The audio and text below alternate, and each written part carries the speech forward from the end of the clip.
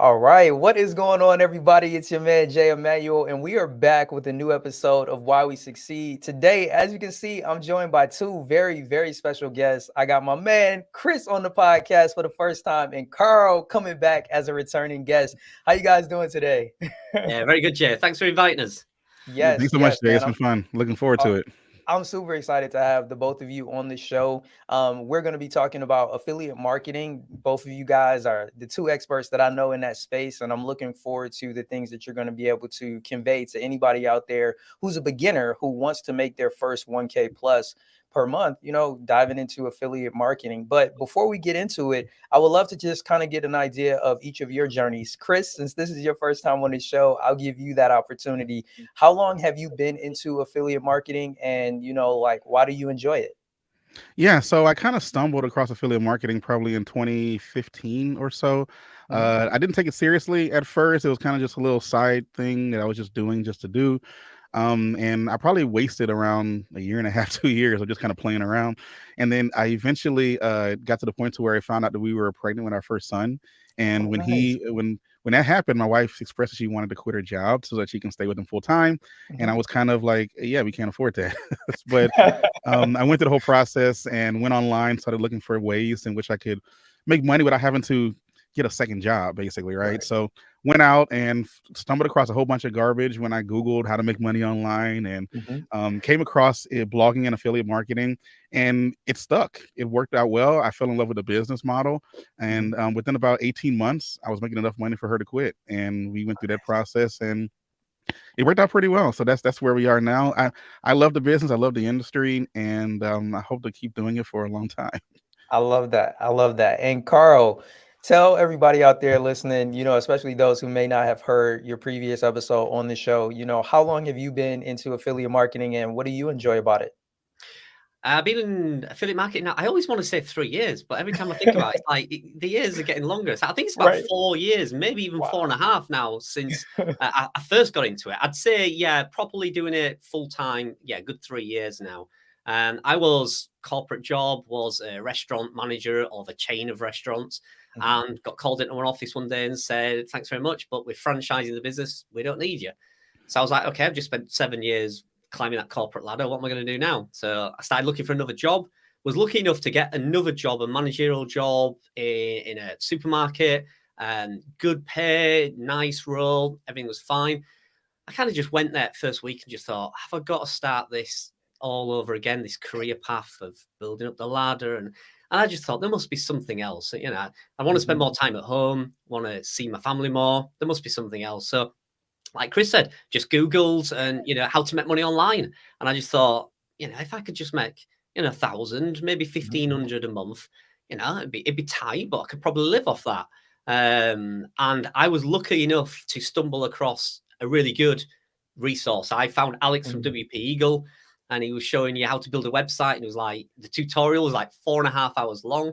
I just thought, I'm just gonna make a website. And I just sat at the kitchen table and I played it on my phone, pressed Yeah. pause, did the work, pressed play. And my wife walked in from work about 4 or 5 hours later and said, "What are you doing?" I said, "I've just built a website. Just Mm. nothing special." And she's like, "What? You built that?" And I was like, "Yeah." And literally from then, yeah, I didn't look back. I didn't literally have Wow. not looked back.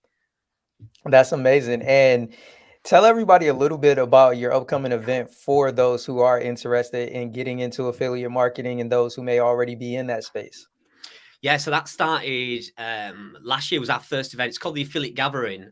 We hold one main event here in the UK each year. It's in York, beautiful venue, just a one-day event. It came from basically lockdown and COVID. It was in COVID and lockdown and just wasn't getting out, wasn't speaking to anybody, writing blog posts, sat at this chair for 10 hours a day. It was just crazy. And I went for a coffee with somebody and we started talking, me and this gentleman, and his wife Mhm. was there. And as soon as we met, we were talking, how's your blog doing? How's Google? How's your traffic? Just usual, blogger talk. And we went on for about an hour. And his wife just Mhm. turned and said, "Is this what all you guys do when you meet? Just talk about blogging?" And I was like, "I don't really know because you don't meet many people. You keep Right. yourself to yourself." And she just said, "Do you think anybody else would like to do that?" And I was like, "Yeah." And she was like, "Why don't you do an event or something?" I was like, "I don't know nothing about events." And she said, "Well, that's what I do. I've Mm. run some big events in the past." And I was like, oh, maybe, yeah, we'll get 20 or 30 people together. And that slowly grew. And Yeah. last year was our first event, and there was over 400 people attended from around the world. We had speakers from all over, Ricky from Income School, Morton, Alex from WP Eagle, Leon Angus, just dozens and dozens of people. It was absolutely fantastic. So we're going to do it again this year, 19th of May this year, even bigger, even better, more workshops, more speakers. It should be fantastic. The feedback I got last year was amazing. Just people saying, thanks for the opportunity just to get out of the house, Right. meet people. Oh man, yeah. I'm gonna make sure I drop a link. Once you have it available, just send it over, and I'll make sure I put it in the link of this video. So if anybody who's listening back wants to check it out, they can definitely do that. But Yeah. coming back over to you, Chris, man, I would love for you to just kind of talk about affiliate marketing from the perspective of a beginner. Do you feel like it is a business model that's friendly to people who are just getting started? Yeah, 100%, Jay, because it's a great business model because it doesn't require you to have your own product, and it doesn't require you to actually do much customer service as well. Because when you think about when most people want to create something online or just create anything in general, it doesn't even have to just be online. You have to create the product, then you have to create customer service for it once people buy it, and then you got to market it, then you got to do all of this fun Right. stuff. And that's a bit of a heavy task to ask someone who is brand new within it. In affiliate marketing, pretty much everybody wins, right? Because the company that's trying to sell something sells a product. The person who's looking for a problem, or sorry, looking for an answer to their problem, they can find it within that product. And then you, as the affiliate marketer, kind of put yourself smack dab in the middle Right. to be able to marry that person with that product. You get to collect the commission and move on with your life. If they have an issue with the product later or something like that, all they got to do really is go back to the manufacturer, not you. Now, Right. granted, you don't want that to happen too often, because No. if people doing a lot of returns and there's something wrong with you and the product, and you got to Right. fix that part. But regardless, for someone who's just getting started, being able to apply as an affiliate for free at like 90% of companies out there, all you got at that point, you just got to figure out how to get traffic and people and eyeballs onto those links. And the best way that I found to do that is definitely with blogging and YouTube. Yeah. And like you just mentioned, both of you are bloggers and YouTubers. Coming over to you, Carl, from the perspective of a content creator, why do you think affiliate marketing is a really great place to start when they're thinking about monetizing? I think the best thing is that most companies that are offering an affiliate program really want you to help promote their product or their service. So usually you find that a lot of their creatives, their advertisements, their banners, it all is there ready waiting for you. So as long as you get the right people to the right product, sometimes at the right time, it's literally a no-brainer. It's fantastic. You're helping a company grow and sell their products. You're helping somebody find a product at the right price to solve a problem or an issue they may have, and you make a commission for it. It's literally such a great starting point for anybody who wants to make money online. You're not trying to create something from scratch. You'd have to come up with all the creative media and the advertising, and I know that with the affiliate gathering, just creating all the videos and the reels and the showcases. It's so difficult. It's so difficult. So with a product, to actually go, all I need to do, Jay's after buying this new microphone, I need to give him the right product, send him to a page that is really well, laid out and priced, and then he's going to buy it. Jay's got a nice product, the company's got a sale, and I make some commission. Yeah. Nobody gets hurt. It's brilliant. Yeah. I can just speak from my own experience as a content creator. The first dollars I ever made online were from affiliate sales. And it came from a combination of YouTube as well as my website. I just started off with affiliate links from Amazon, right? Because being a podcaster, people want to know, and they always ask the question, like, what microphone do you use? Like, what equipment and software do you use? And I was like, oh, hold on. Like, I can affiliate link to that over to Amazon. I created a page on my website that had that. And the next thing you know, like, sales start rolling in. And I'm like, man, who would have thought? And I took it even further because at the time when I started my podcast that I was hosting, then I used to recommend a lot of books, and my guests used to do the same. So I created a page on my website that just had book recommendations, and they all linked over to Amazon. And now we're bringing sales. We know that that's not like huge amounts of money to be made on Amazon selling books, but just to show that the proof of concept works when it comes to utilizing affiliate marketing as a beginner. It's better than nothing. It is. It is. Like, yo, it's a good place to start for sure, especially for those who are like, I'm not gonna say I can't think of a better word, so I'm gonna just say it like this, who are clueless with regards to like how to start monetizing and making money online. I think that's one of the simplest, easiest ways to just get started.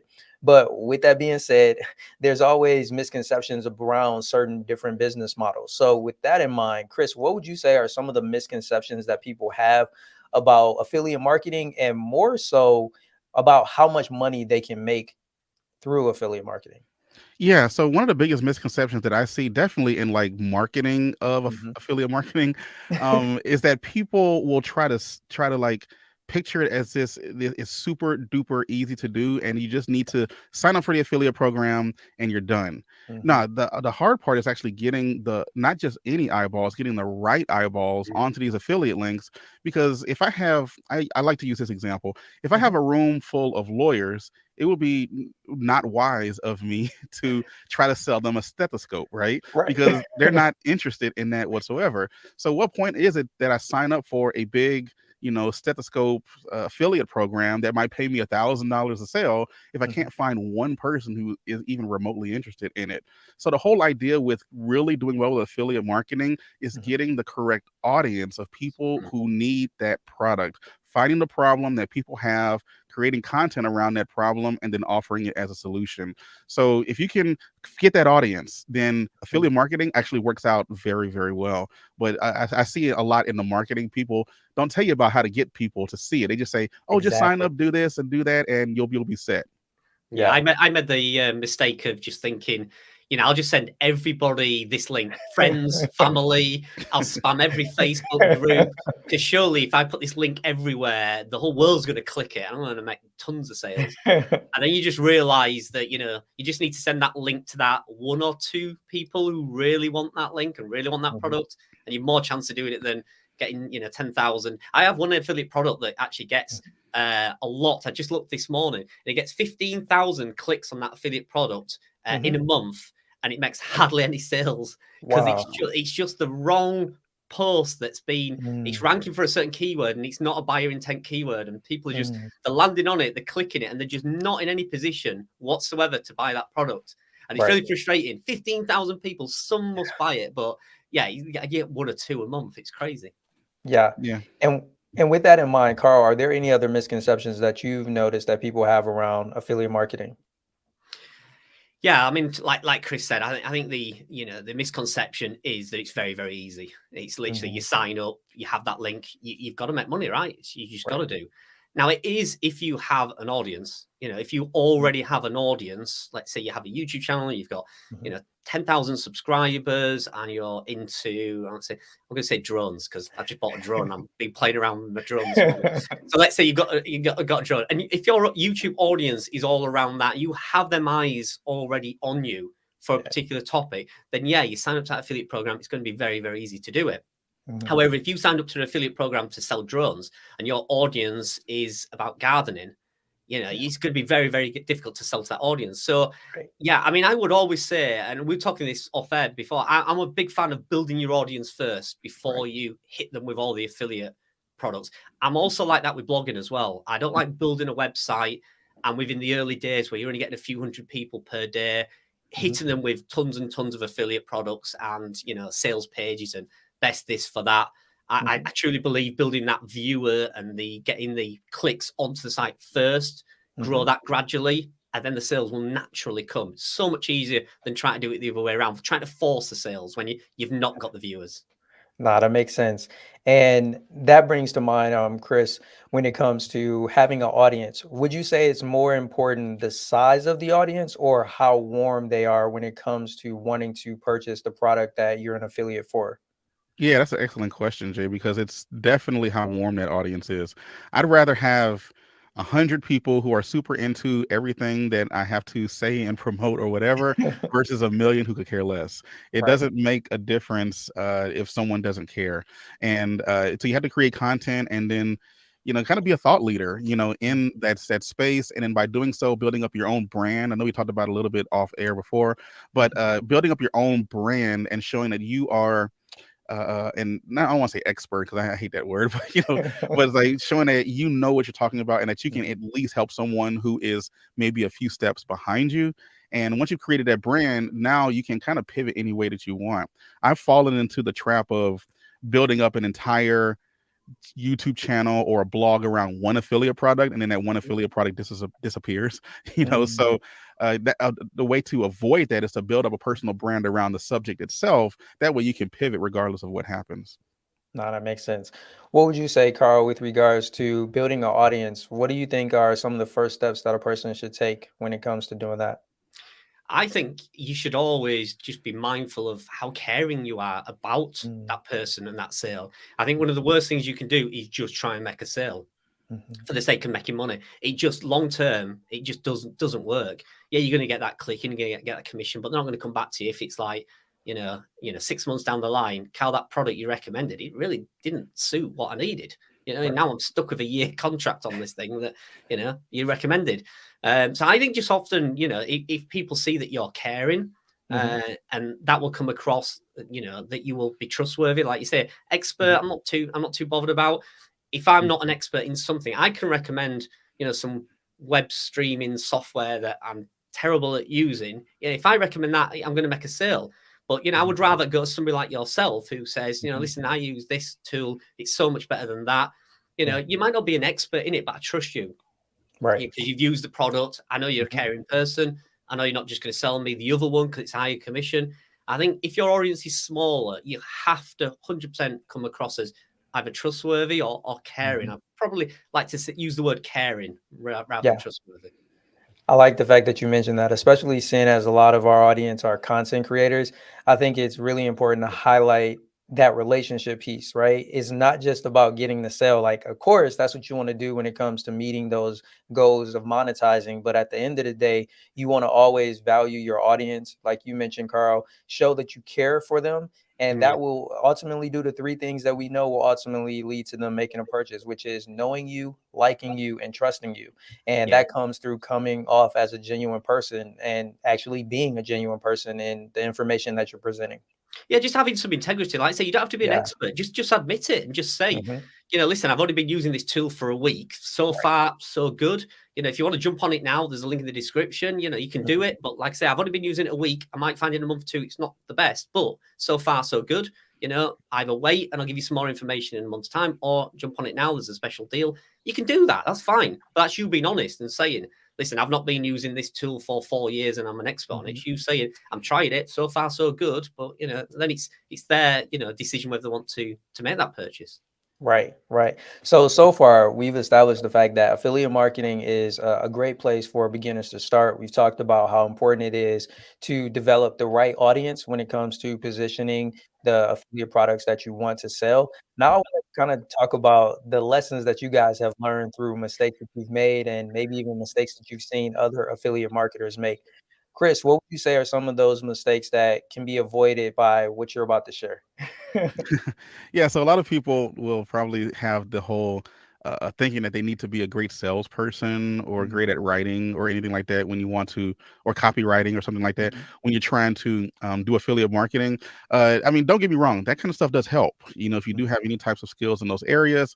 However, kind of going back to Carl's point earlier, if you go out there with the intent of selling, then it's going to come across as such, especially if you're not that great at it. And you're going to end up turning people off more than anything else. So if you can come across as someone who is really trying to be helpful, making real connections with people, seeing not just the problem that they need to solve, but why do they need that problem solved? What's going on in their lives, maybe that maybe you can touch on.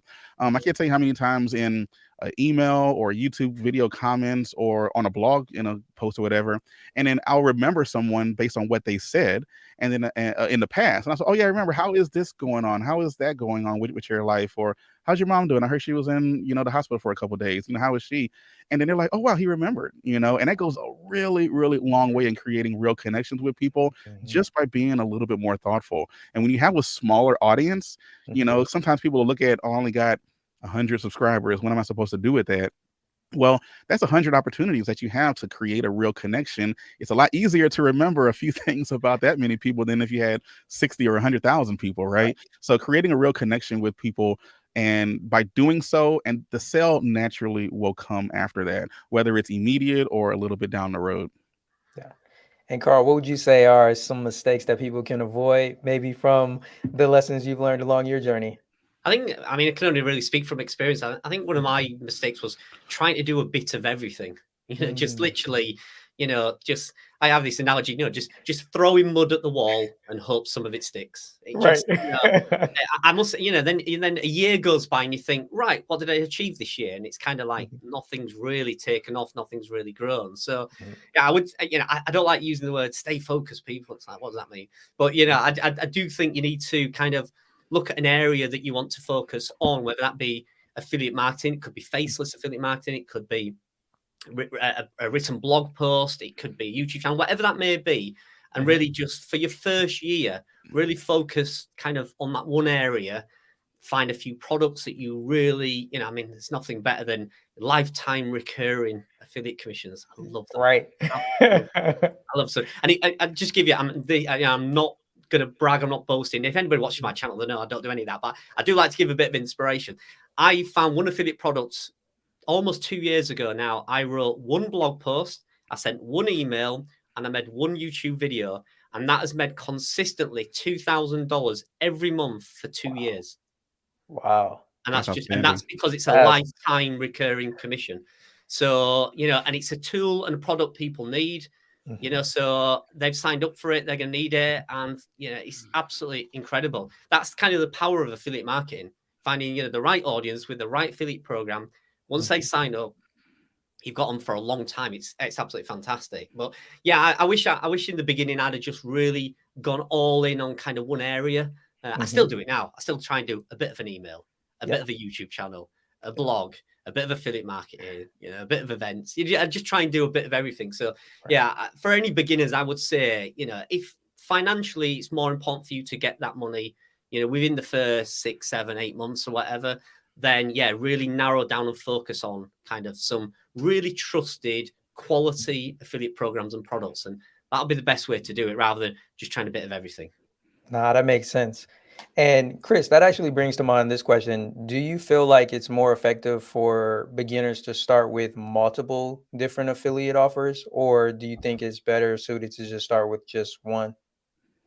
Yeah, it depends on the website, I guess, or however you're creating that audience. Because you can build an entire website around one affiliate program, but then you're kind of beholden to that one affiliate program. Right. So you do want to create the audience. You do want to get the people who are interested in the subject, which then allows you to promote not just one product, but a ton of different products as time goes on, and you slowly build upon that. So definitely, I would start with one as the idea. Especially if you're starting like a blog or something, start really niche in that audience first. Talk about one particular thing. Maybe you only have 1 or 2 different affiliate products that you're really starting to promote. But then as that starts to take hold, you're getting more people to your website. Then you can branch off and to get into other affiliates as well. But as long as you're under that same umbrella for that initial website, that's good enough. I definitely don't recommend starting multiple websites because you're going to end up having a whole bunch of half-done projects. And depending on how much time you have, like in our situations, we can do this full time, so we have the time to do a few extra things. But if you're working and you have a family and you have this, that, and the other, you're not going to have the same amount of time that we have to be able to work on these things. When I first got started, it was just a blog. It was nothing else. But then as time went on, I added something slowly and slowly each time as the time and money was able to justify it at that one moment. At the beginning, again, just one thing, master it, and then move on to the next thing. So definitely you want to do it at a nice controlled pace based on your life situation at that time. I think it's also relevant because we need to kind of say to this audience that we're slightly different. I mean, Chris, we do YouTube, we might have a blog, we do an email list, whatever. We do quite a few things. You don't have to do all that. You don't have to be getting on YouTube. You don't have to be doing everything podcast. You don't have to be doing everything under the sun. Some of the most successful affiliate marketers I know do not put their face out there. They are not on podcasts. They're not on YouTube. Some are, like I say, I know a guy, he lives just down the road from me. He's a couple of miles from me, and he makes over 100,000 a month. And to look at him, you'd think he's a librarian or something. Literally, it's like, I don't know how he's done it. He's just incredible. It's been several years, so again, to your audience, It's not overnight. Several years, maybe even 10 years, it's took him to get into that point. But he doesn't put his face out there. He doesn't even tell anybody. When he meets people, say, "What do you do?" He's like, "Oh, publisher." And they go, "Oh, he writes books." He doesn't say I'm an affiliate marketer. So that happened to me when I went to get my wedding license. The lady said to my wife, "What does he do for a living?" She went, "Not a clue." He said he does something on YouTube. Classic. And I'm like, and at that time I'd only just started. I said, "No, I don't." She said, he does something on websites. Someone said, "Oh, right." She thought it was really, really fishy. You know what I mean? She's like, "Websites? Yeah, he makes loads of money on a website." It's like, thinks I'm a gambler or something. I don't know what. Yeah. So it's funny. That is hilarious, man. Yeah. So the other thing that I wanted to get into when it comes from the perspective of the beginner, right, is the different well, no, let me actually stop. I want to go back to something that Carl had mentioned, which is you don't necessarily have to be doing a whole bunch of different things. Like you don't have to be on YouTube, running a blog, using social media. I think that that's a point that I really want to highlight is that you should probably pick one medium and, just get really proficient in that one medium. And then after you have gotten to that 1K plus per month mark from that medium, then begin to expand when it makes sense. Would you guys agree with that?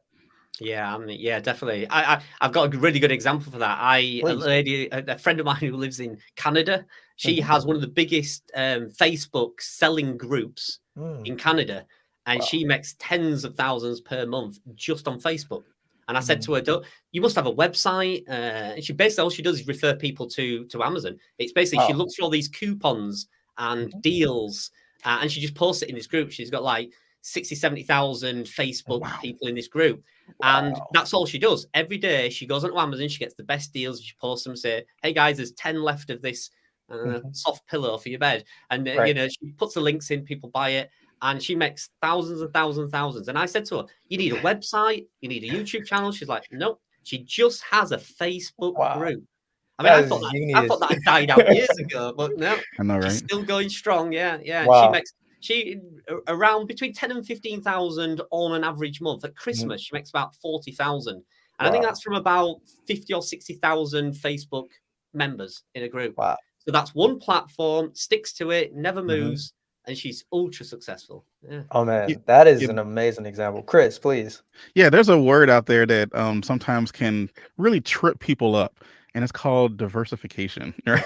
That right there. Sometimes people just want to, I got to diversify, or I got to diversify my traffic. I got to do this. No, you can make a lot of money with one traffic source. Yeah. And you mentioned earlier how maybe when you get to $1,000, then you start looking elsewhere. I would say a lot further than that. I know some people they won't diversify traffic sources until they get to $100,000. So it just depends on your situation and what you really are trying to accomplish and the amount of time that you have. So try not to jump into this needing to be on TikTok and Instagram and Facebook, because there's always going to be another social media platform that pops up that's trying to take over the world, right? So you need to be careful of trying to be everywhere all the time. I mean, I know we look at, Gary Vee and we see what he does, and we're just like, well, he has a team of 50 people who can help him do that kind of thing. Right. You can make enough money, just like what Carl was saying, just with Facebook. You can make enough money just with blogging, just with YouTube. Just stick to one. We have people out here making tons of money with just an email list. I mean, it doesn't really matter what it is. Just stick to one thing and master it until you have made enough money to where you're satisfied with it. Then consider moving somewhere else, even though you don't really have to. Yeah, and I contacted somebody the other day because we was obviously wanting to promote affiliate gathering, and we there's a well-known blogger out there, and I said to him, "Can we have an advert in your email list?" And it's not a huge email list. We're talking around 18,000 strong email list. And I said, "We just want one banner, affiliate gathering, book your tickets. How much?" He said, "Well, I'm booked up for most of the year." He said, "But I think I've got a couple of weeks free." I said, "All right, well, great. We'll have those. How much do you want?" He's like, "It's $1,500 per slot." I was like, for a mention in one email, $1,500. And he was like, yeah. So, just an 18,000 strong email list, which, a lot of people could build that in a couple of years, to be at charge $1,500 per advertisement in an email list, and he's booked up for a year. Right. I was like, just to send an email. Insane. Yeah. Right. So we didn't book it. And I think that just speaks to all of the various different ways there are to make money online. Mm. And to your point, Chris, and I'm really glad that you highlighted it, is that we have kind of drink the Kool-Aid, when it comes to like listening to the Gary V's, and not to say that those methods aren't effective if you have the bandwidth and you have the team. But it's just so funny. I was just actually talking to a friend yesterday about that, and just saying like, man, we really drank the Kool-Aid with Gary Vee, like trying to be everywhere. And it really sets people back when they don't just go all in on just one thing. Yeah, and So I Gary will just want tell you, yeah. Gary will tell you, he works what 80 hours a day, So I don't know how he does it, but but he's a grinder. Not Yeah. everybody are grinders, No. because like you said, we got families, we got this, and if you want to marry your job that much to the point to where you don't have a life anywhere else, then what was the point of starting in the first place? Yeah. So Yeah. that's not the way you want to be. Just stick to one thing and just become the person for it, the expert for it, and then move on to something else after you've already established yourself pretty well. Yeah, I Right. think as well, a lot of people always, when they come to me, if they're struggling a little bit, I always kind of just remind them, why they started it in the first place. Hmm. It's, they're really getting stressed over it, and, I'm not seeing results as quick as I should, or I'm not making as much money. And, then you just think that's fine. You can go back to your old job if you want. And most of them will Right. go, no, don't Yeah. want to do that. Usually it's a reminder of, you're trying to get out of a situation, usually by getting a bit more Mhm. financial freedom, gives you more time, whatever that may be. And you just need to remember that, and just wind yourself in a little bit and go, I don't want to go back to, you can go back to your old job. It's absolutely fine. But, Yeah. don't get yourself stressed out about the process, Right. Right. Yeah. I always And tell. I'm sorry. Go mhm. ahead. No, please.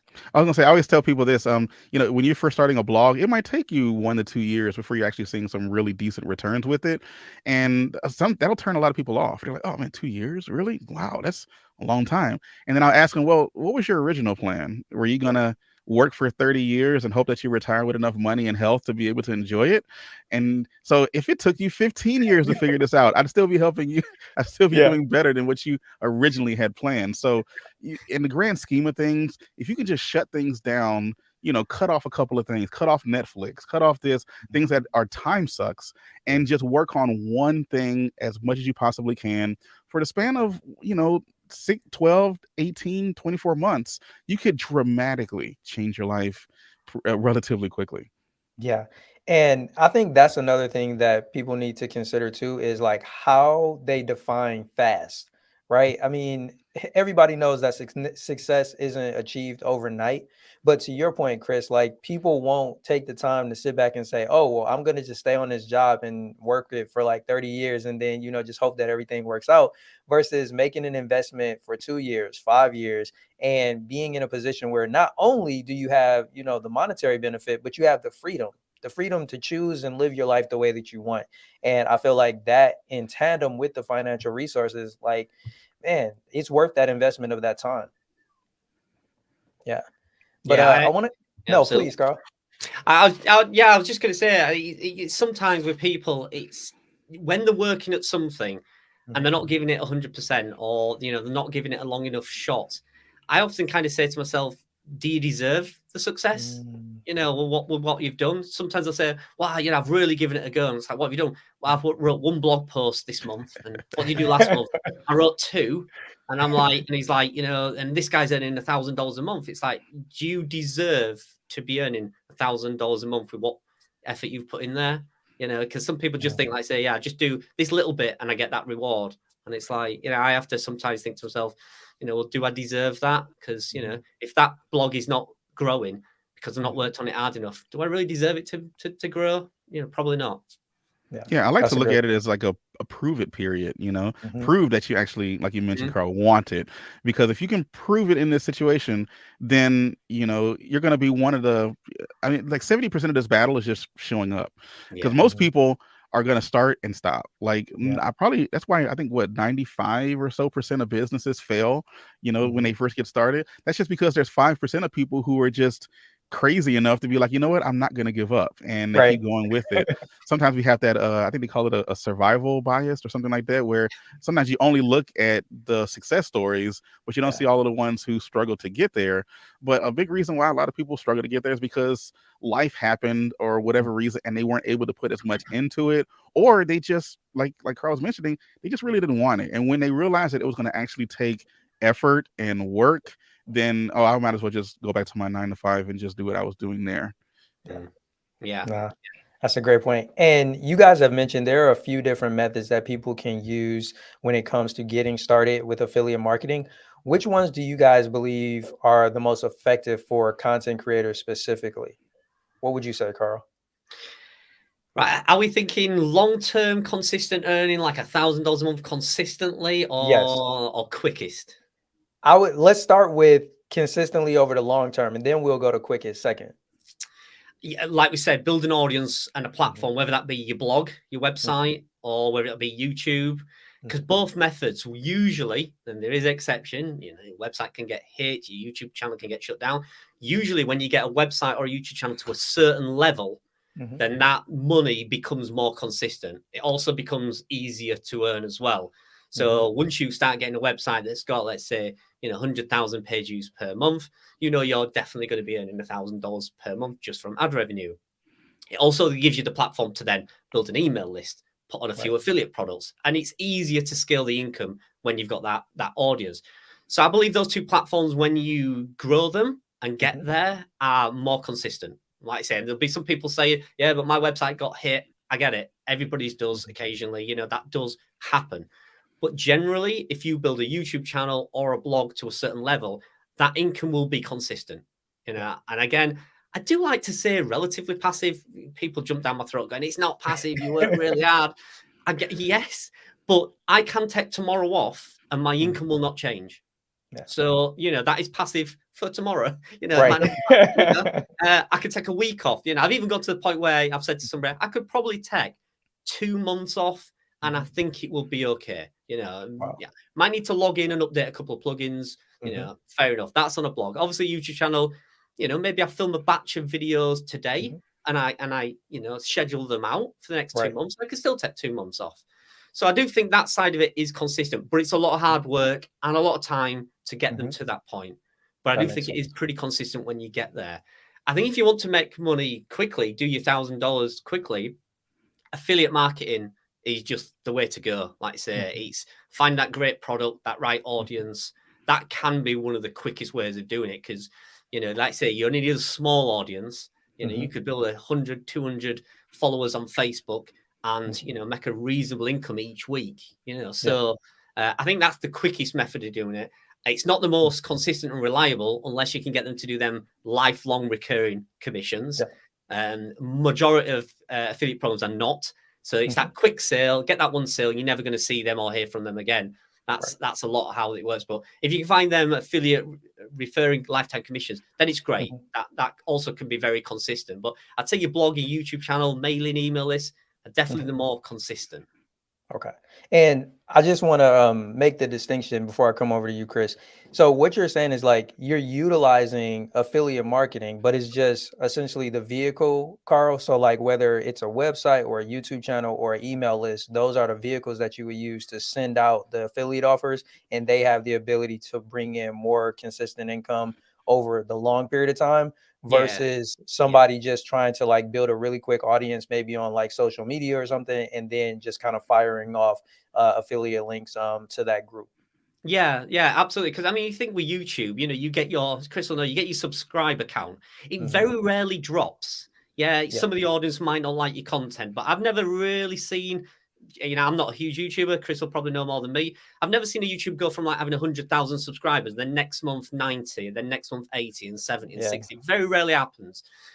Usually your audience just goes inactive, they kind of Right. don't use it. But usually when you get to that level, okay, I've got 100,000 subscribers. If I publish a video, I'm going to make X amount of money. Pretty Right. much. I can Okay. guarantee I will do. Same with a website. If you've got Hmm. 100,000 visitors to your website per month, I can probably tell you within a few $100s how much that would make each month. So that's a pretty consistent audience. Same with an email newsletter. Again, if I've got an email newsletter, I Mhm. know I can sell advertising each week in that Yeah. email. I know that I could put a product in and 4% might click it, whatever that may be. Yeah. So those are your platforms, and when Mhm. they're built, it's a very, very consistent. Yeah. Whereas a faceless affiliate, Mhm. I could just, create an account, start, doing a few, paid advertisements, a Mhm. bit of Facebook, bit of Google, bit of YouTube advertising, and make a few sales. But they'll Mhm. come in probably once, and that'll be it. Yeah. It's that quick return, and there's nothing wrong with that. There's Mhm. nothing wrong with that, but it's not consistent unless you do it Right. every week and grow it and scale it. Yeah. And I like that. To me, like one of the main distinctions is like you mentioned multiple times, which is the consistency and to a certain extent the predictability, right? You can almost Mhm. predictably account for how much money you're going to make on a monthly basis, which is huge. Yeah. It's Chris. very strange. I can literally tell you on a website how much it will make Wow. each month on mine. Mhm. I've had a point where I had 12 websites once, and I could Mhm. almost within like $10, $20 Mhm. say how much I would make in ads from the visitors it gets. It's crazy how Wow. accurate you can be, which Yeah. it is very, very consistent. At Yeah. certain times of the year it's going to drop, certain times Mhm. it's going to go up. So yeah, it is predictable. You Yeah. can forecast it a little bit better. Right. So coming over to you, Chris, if there's any additional methods that you would add for content creators, then definitely share that. If not, kind of switch lanes and look at it from the perspective of somebody that's completely new beginner to online, making money online. They may not necessarily be a content creator. What methods would you recommend to them? Yeah, so I would definitely, I mean, depending on what your real goal is, if you're just Mhm. trying to make an extra $100 a month, like when I first started, that's really all I was looking for. I wanted something to pay my cell phone bill, and then eventually it started paying the lights and then it started Mhm. paying the mortgage and it started Yeah. getting bigger and bigger. But you just had it to start, you had to start at, just one point. So get what you want. If you want to be able to leave your 9 to 5, then you're going to have to create a plan that will get you to that point. And Carl's already really shared it, but the holy grail of affiliate marketing is recurring income. If you can Mhm. find a way to find a product that can pay you consistently over a long period of time, hopefully, lifetime, as long as that product exists at least, then you can create a very consistent and recurring income. That was super important for me because I had a family coming at the time, right? Mhm. So I didn't want to quit my job and not know, okay, what I got to do to keep making money next month. Mhm. I could literally be sick as a dog and not do anything for like a week. And then Yeah. when I get up, I see I probably made more money that week than I did the previous week sometimes. So, but it's all because of systems that were set up previously to get to that point. So to get there, I would find a way that you like to create content. Do you Mhm. like making short form content? If so, Instagram Reels, TikTok, whatever. If you like making long form content, that would be YouTube, blogging, podcast, something of that nature. But Mhm. regardless of what you choose, you need to build up an email list, in my opinion. You got to Yeah. get a list out there, drive people to what's called a lead magnet or something Mhm. that audience would be interested in so that you can kind of ethically bribe them for their email address. Because now you have this audience of people that kind of is algorithm proof, right? Mhm. Because you can always tap into that source on your email list, regardless of if Google throws an algorithm update at you, if Facebook or Instagram changes up the way that they, show up your content.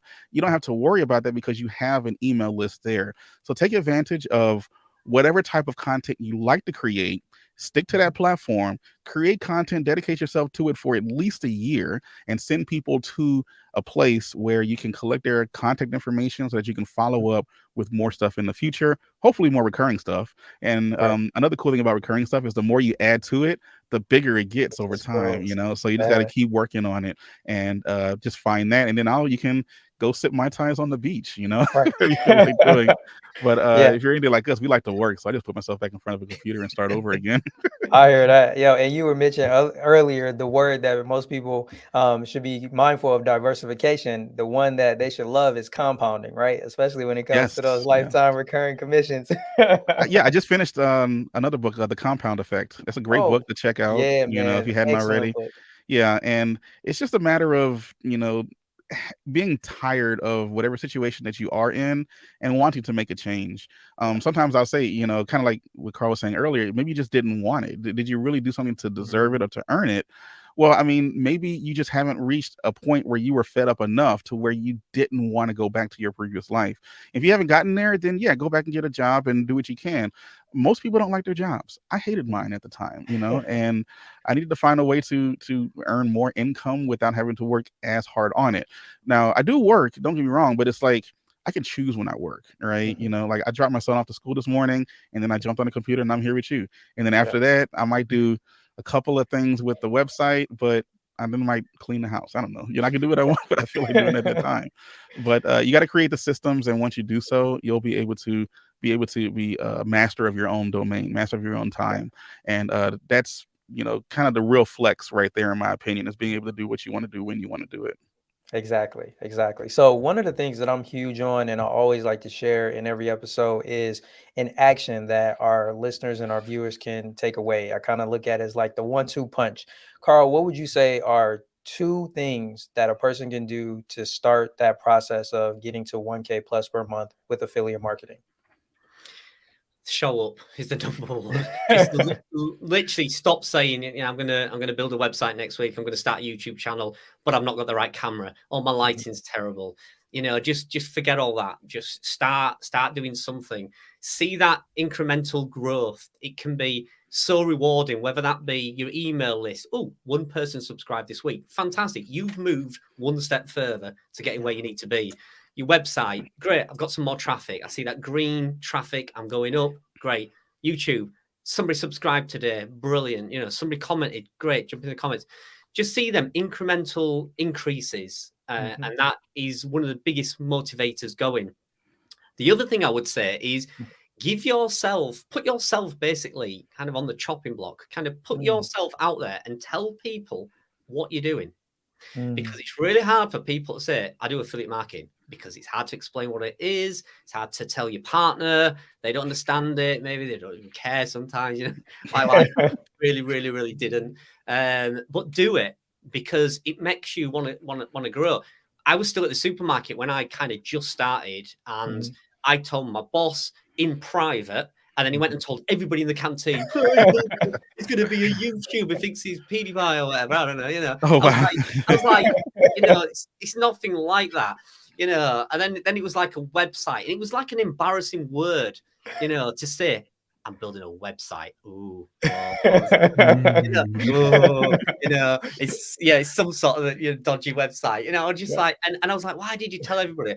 But it really drove me. It really, really made me get up every day and write a blog post before work. And this is what I was doing. I started work at 7 a.m. I was getting up at 5 a.m. and I was, writing a couple of blog posts before the children got up, going to work, coming back at 7 or 8 o'clock, cooking tea, cleaning down, all that, and then putting the kids to bed. And then I'd sit and write another blog post. And I did that relentlessly. My wife said it recently. A friend of ours said, he has bought a website. He's like, I want to buy a website. And she was like, it's not easy. Carl sat there for 2 years and on that sofa. I didn't even have an office or anything. She said, and he just wrote every minute he could. I'd punish myself sometimes. I really did. Be like, do you want to come out and play golf? I'm like, no, I've got to get 2 blog posts published. But I pushed myself because I didn't want to go back to my workplace and say, how's your website doing? It failed. I just didn't want that. Every day people would ask me, and it was really nice that they did. But I think putting myself out there and openly saying, I'm going to become an affiliate marketer, or I'm going to become a YouTuber, I think that really helped me, because it made me get up every day and really, show up and really try and grow it. Oh yeah, that's what it's about. Chris, what's your 1-2 punch, 2 actions that they can take out there? Man, I must say I'm really impressed with Carl's. So far. Those are pretty awesome. The first thing I would say is the one thing that most people probably hate hearing, and I'm going to be honest, when I heard it the first time, I remember thinking, oh, that's a cop out. But you do need to determine why you want to do this. The big reason for that is because if you're doing this just for the money, then you're going to end up quitting, because it's not going to come rolling in the way that you think it is. I've started a lot of different businesses, and a lot of them didn't justify the time or the effort.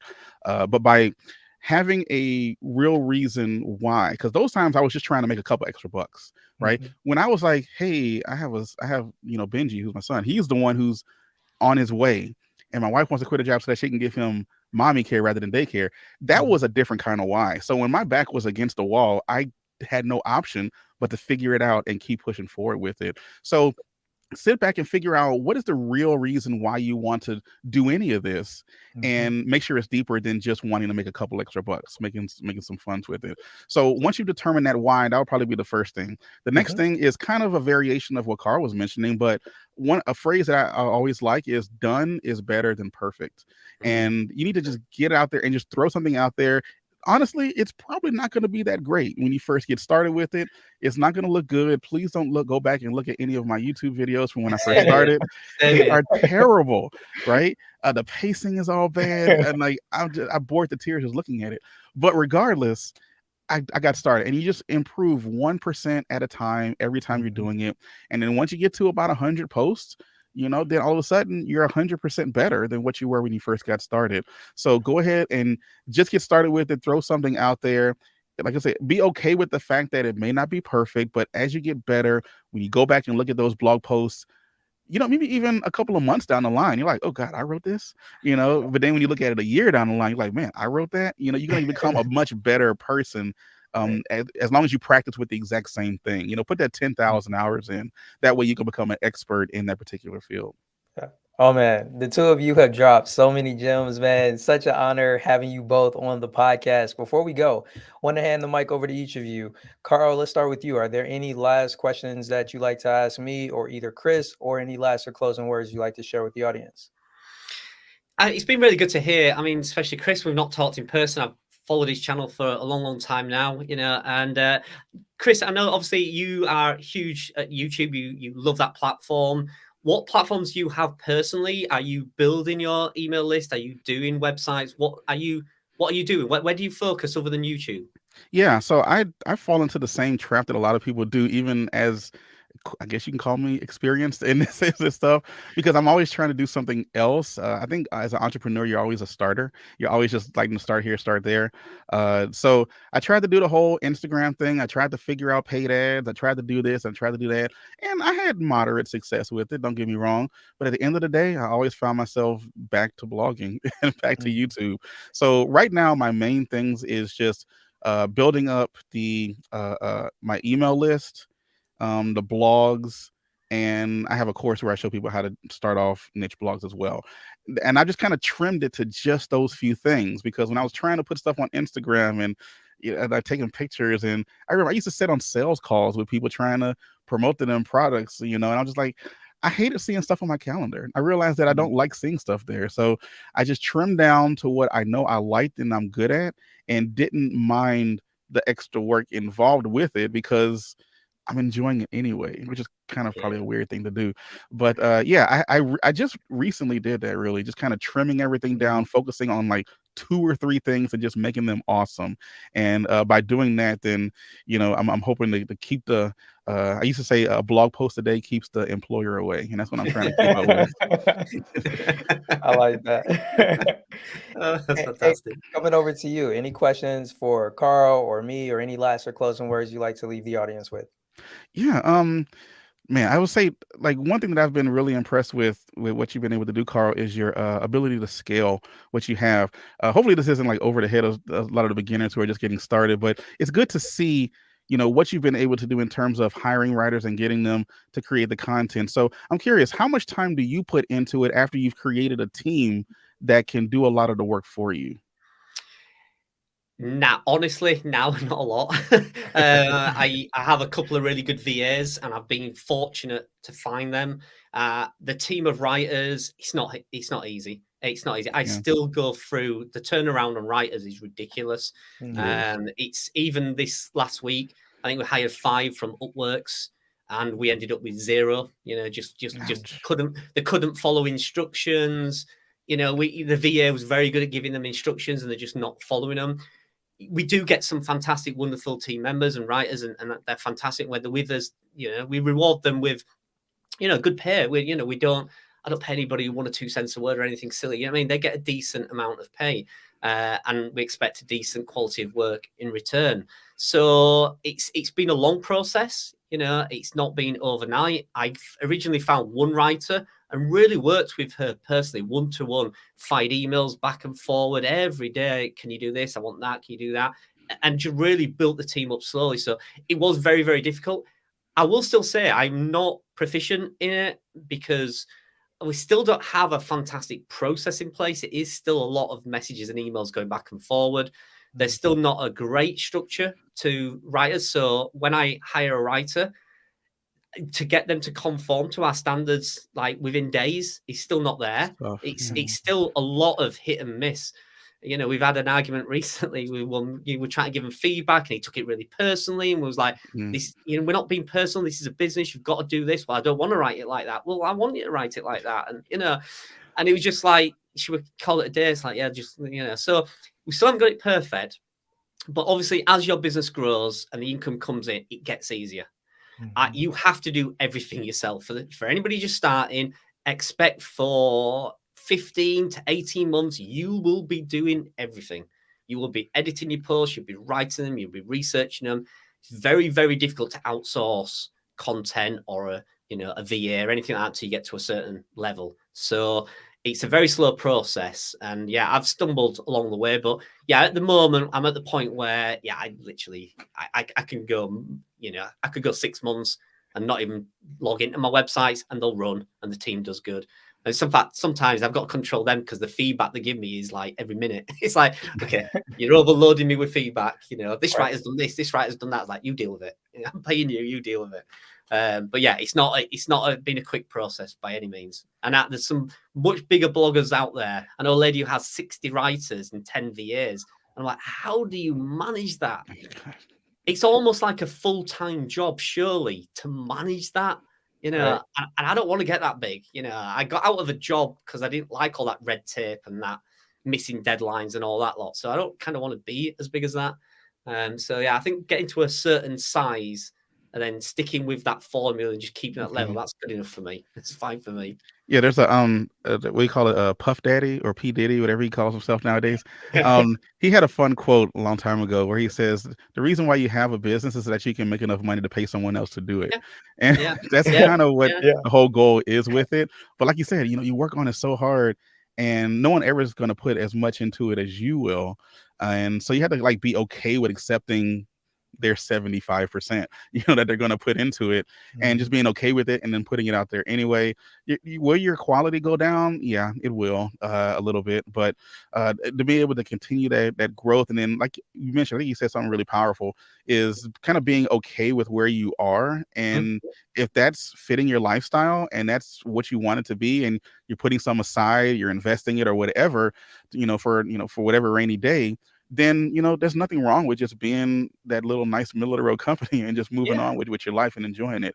I think that's pretty powerful. Appreciate that. I know a lot of bloggers that's really scaled down. We always talk about scaling up. Got to grow, got to build a team. It's like half the bloggers I know have scaled down. Why? Because it was like their 9-to-5 job, that they got away from. I don't want to have the pressure every day of having to pay that writer, having to grow the traffic so I can cover the cost of writing more content. They got to a point where they're like, I make X amount of dollars per month. It's plenty. That is plenty. I don't need $60,000 a month or whatever. I can live happily on $3,000 or $4,000, whatever that may be. So, sometimes, like I say, there's a lot of hype about growing and building up and scaling up. And sometimes it's like, I'm happy where I am. Right. I think part of that is trying to strike where the skillets, what is it, the iron's hot? Sometimes they're like, let me just hit this as hard as I can because I don't know how long it's going to last, kind of a thing. But no, I'm okay. My whole goal was just to be able to have my wife stay home and then me stay home. And he's my son's 6 now. He just turned 6. Nice. Wow, he just turned 6. And and that's it's just one of those Benji's dad. That's me. So, I was okay with that, and we're just trucking along, and that's good enough. Yeah. I think sometimes as well, I often feel guilty.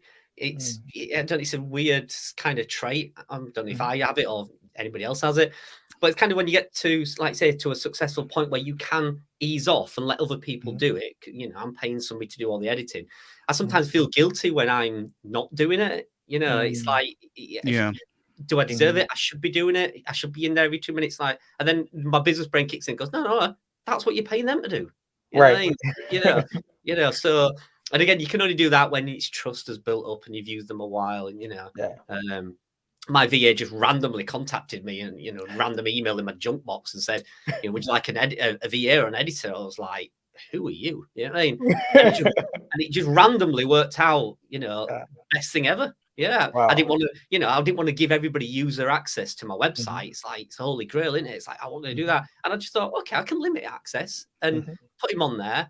And it's been the best thing ever, you know, but just random. I didn't earn that, didn't deserve it. He just randomly showed up, you know. So things like that sometimes happen. You know, it can't be planned and it just sometimes happen. But yeah, I do get that little bit of guilt sometimes. It's like, you know, I'm ignoring emails, but you know, I'm paying you to deal with them.